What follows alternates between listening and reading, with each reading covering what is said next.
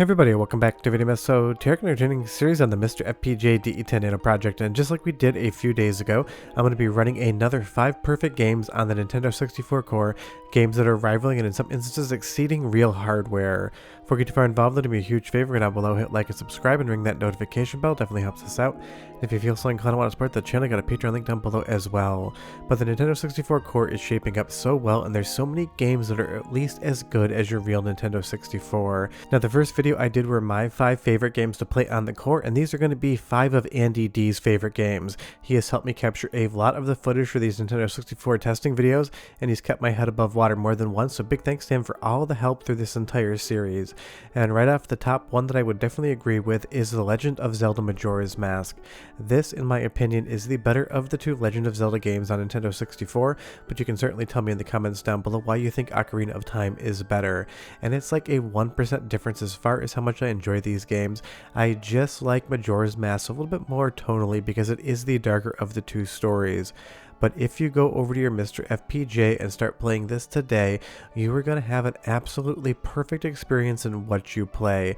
The graphics, the sound, the controls, the overall game, this is no different than grabbing a real Nintendo 64, popping the cartridge in, and starting to play, except you're going to have that clean HDMI out and all the other creature comforts that MiSTer FPGA is going to provide, especially if you don't have a modified Nintendo 64 with HDMI or RGB out. And this game just looks spectacular on the core, and I think it's one of the games that's aged the best as far as the Nintendo 64 is concerned. All of the textures, the environments, all of the different art styles and colorways just look incredible in 2024 the same way they did on the year of release. And in a lot of instances, watching this across HDMI on what amounts to real hardware in FPGA is one of the best experiences you're going to have. And I'm just letting this intro sequence crawl through right here because I want you to get a good sense of what you're looking at as far as the cutscene is concerned. It just looks incredible over this crystal clear capture. I love the look of this game, and playing it on MiSTer FPGA has been an awesome experience. I'm playing this in the background on my own time. I'm probably about a third of the way through, but I have been a little bit busy in the last couple of weeks, so I haven't gotten as far as I would like to. But if you want to pick up Majora's Mask today and start playing it on MiSTer FPGA, I know this game is completable.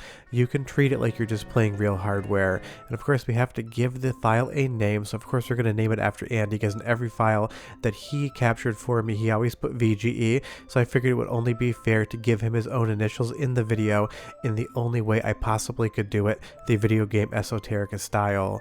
But honestly, again, watching this perform on MiSTer FPGA, you would have no idea this wasn't real hardware. If I just put this capture up on YouTube and said it was captured off an HDMI Nintendo 64, I don't think there's anyone out there that would question whether or not that was a true statement. If you put MiSTer FPGA Nintendo 64 in a black box and handed somebody 2 identical controllers, maybe only a professional speedrunner may be able to tell that it was not that original hardware, and that just may be down to a slight timing thing with a trick that they would perform. For 99.9% of everybody else, playing Majora's Mask on the core is going to be the exact same experience as playing it on real hardware. And again, if you've somehow never played this game before, I can't recommend it enough. It's so weird and strange and stylized compared to Ocarina of Time. It has so much charm and personality. It is one of those 10 out of 10 Hall of Fame first ballot levels of experiences from Nintendo that you just have to check out. Or if it's been 10 years since you played this game, make your next playthrough on MiSTer FPGA. I can assure you that you're going to have the absolute best time. And the nice part is, outside of that clear HDMI out or the analog RGB signal if you're using a PVM, you also get your choice of whatever controller you want to bring to the party. And that's not to say that the Nintendo 64 hardware isn't a great time. I own multiple consoles and hundreds of cartridges for the system, but honestly, the next time I want to play Majora's Mask, just like Andy D, I'm going to end up picking up MiSTer FPGA because it just gets you into the game faster. You enjoy it because you're not so much worried about getting the best video signal out of the back of your Nintendo 64. So if you want to play Majora's Mask on MiSTer FPGA, it's going to be in essence a one-to-one experience with real hardware. Maybe some of the timed cutscenes where you don't have input might be a cycle off and they might be a frame off from real hardware, but in the gameplay elements, you're going to just be 100% good to go. Now the second game that Andy D chose for his 5 perfect games is going to be Paper Mario, and again this is one that I absolutely would recommend to anyone to play, and it hasn't been that long since this game was made playable on the Nintendo 64 core with the TLB virtual memory implementations, and just recently FPGA Zoom's sponsor Robert updated it to fix some of the flame effects later in the game. That was the last graphical glitch, and this looks, sounds, and plays perfectly, and the soundtrack is spectacular out of the core. Listen and I'll be right back.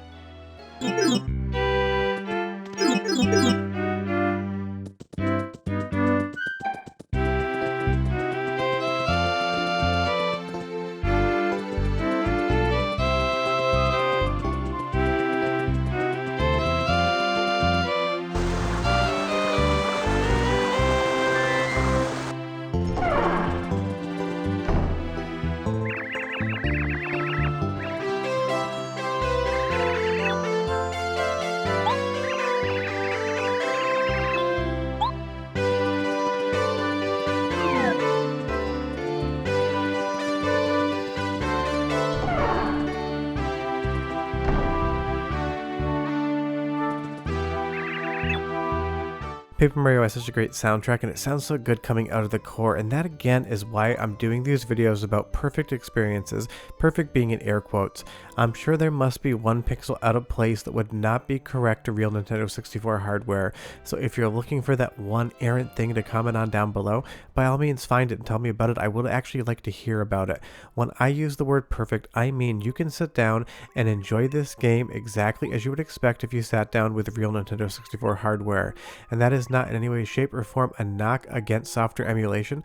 The people that develop the software emulators are highly talented individuals, but that is a different version of achieving the same goal compared to MiSTer FPGA, and in my experience, I've been having a better time on FPGA than I have on software emulation on the Nintendo 64 side, and I would say that's pretty consistent across the Sega Saturn core to software emulation side as well. And that's not to say the software emulators aren't amazing, they are. This is just a different beast altogether, and what you're getting here in Paper Mario is adhering to exactly what you would see on hardware from Nintendo from back in the 90s. And soon I will start running some side-by-side comparisons of real hardware versus MiSTer FPGA, so you can really take a look at the sources on the left and the right and see what's happening. But again, Paper Mario is just one of those legendarily good games for Nintendo 64. This is where the Paper Mario franchise got its start, a little bit of an offshoot from Super Mario RPG, and I've been playing every single game in this franchise since this first came out back in the day. And again, it's one of those games on MiSTer where you can just sit down, play it from start to finish, and expect it to be as you would think it would be. That's the biggest compliment I can give to this core right now. On games like Paper Mario, Majora's Mask, it just seems like you're playing the real deal Nintendo 64 hardware. Now on a game that I never play whatsoever, but Andy D I know is a big fan, it's Star Wars Episode 1 Racer. This is nothing that I ever gravitated towards back in the day, and that's because, and I have admitted this before on the channel, I am not a Star Wars fan. I don't dislike the franchise, it's just never been for me, so I've never really gravitated towards any of the games outside of the Sega arcade experiences on Model 1 and Model 3. But this again is running so well in the current core, and I did all the captures here so I could better understand why Andy D would recommend this one. And he also wanted you guys to know about the dual stick inputs using control 1 and 3. You can change around the controls on this, and I know Octane, another person from Discord, has done the same thing with twin sticks. This is definitely a great racing game. Your mileage may vary depending on how much you like the Star Wars franchise and the movies these are based on. I've seen these movies all once, I've never seen them again outside of when they were new, so for me I'm just taking this at face value as an arcade racing game and not considering the Star Wars aspect of it whatsoever. And it is an extremely good racing game. It's fast, it's fluid, it's responsive, it has all the things you need in an arcade racer, and on Nintendo 64 it does perform very well unless you drive directly into the wall like I just did there. But from the graphics to all of the different dithering patterns to all of the performance and controls, again, this is one that you can just sit down with like you were playing a real Nintendo 64 and just have fun with it. And that's how far the core has progressed. The list of games that you can just sit down and complete is growing every single day.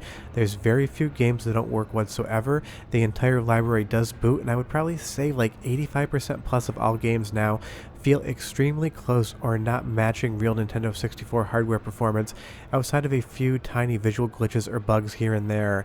And Robert FPGA Zoomspots is continually updating cores. He just released one as I was recording this voiceover to fix a little bit of a situation with NES emulation in Nintendo 64. That's right, an FPGA core running an emulator for a different Nintendo system. So any sort of issues that you might be experiencing right now in certain games, I'm sure in the next 1, 2, 3, 4 months are going to be completely patched up until we can put those on the completely perfectly playable list as well. But as far as Star Wars here is concerned, again, it's just such a fun game, and it looks so synonymous with that Nintendo 64 look. Again, it's not a game I play a ton, so I'm definitely hitting the wall a few times, but if this is one of your favorite games ever and you've been holding off playing it on Nintendo 64 on MiSTer FPGA, I can guarantee you right now is the time. All of the graphical effects, all of that reflective ice there, all of my inability not to hit that wall are being perfectly represented in FPGA, pretending to be a real Nintendo 64, and that is absolutely wild to see and experience in real time. Because don't forget, this core has not been in development for years and years. It started life in 2023. Now another one on Andy D's perfect list is going to be Vigilante 8, and I totally understand this one. Not only is it one of the more graphically interesting and pretty games on Nintendo 64 in my opinion, it's also just an absolute metric crap ton of fun. Drive around, get weapons, blow up your opponents, do some jumps, everything in here for a vehicle combat game is going to be exactly what you want it to be. And it also has a high resolution mode which switches over perfectly within the menu in the core and runs at an extremely nice frame rate as well. And it's a good example of one of those games that does run in that high res mode. It's not all of the games on Nintendo 64 that can utilize that, but the ones that do are always fun to take a look at, and I will show you when I transition in just a moment. But I love all the light bloom off the street lights. I love all of the lens flare. I love everything about the visual of this game. And again, having done all these captures myself off Andy D's list, I have absolutely no issues with the performance of Vigilante 8 whatsoever. The graphics, the controls, the gameplay are just there. And the thing about how well the core is doing in these games is I stop thinking about actually testing the core and I just start playing the game and enjoying it. I probably ended up with 20 minutes of Vigilante 8 footage when I planned on only including 3 minutes in the actual video. That's how I know when the core is really shaping up. I'm no longer looking for problems or things to report on Discord or things to show you in videos. I'm just sitting down and playing a game like I would if I took my cartridge off the shelf and popped it into my Nintendo 64. So this is another game where you can just 100% pick it up and play, and it's got such an incredibly fun and jazzy soundtrack as well. Go ahead and listen for like 35 seconds, and I'll be right back with more games that we consider perfect.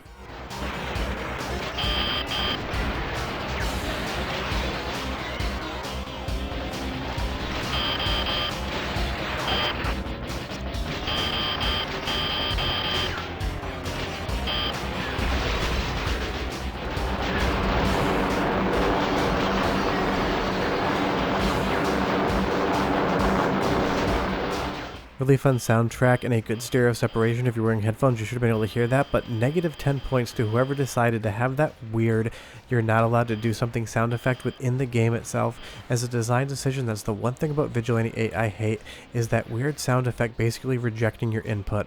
But other than that, of course, that's not the core's fault. This is another one which I would just consider a perfect game. And Andy D's last pick, and one that I would never actually pop into a console in real life, is going to be Top Gear Overdrive. I totally understand why some people would like this game, and I'm not judging Andy D for picking it whatsoever. Just for me, I can never click with it. So leave me a comment down below and tell me what I'm missing here. It's a pretty game. Functionally, the controls are good. There's just something about the lack of sensation of speed that always gets to me.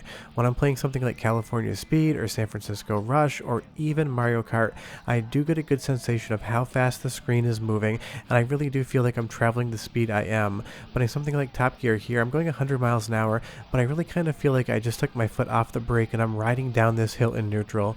If you grew up in a mountain area whatsoever, you know that's the #1 way to save gas when you're coming down from the ski hill. Just pop it in neutral and coast until you can't coast anymore. But outside of non sequiturs about how to save gas mileage in mountainous regions, I would say that again, this is a game that just seems to 100% work.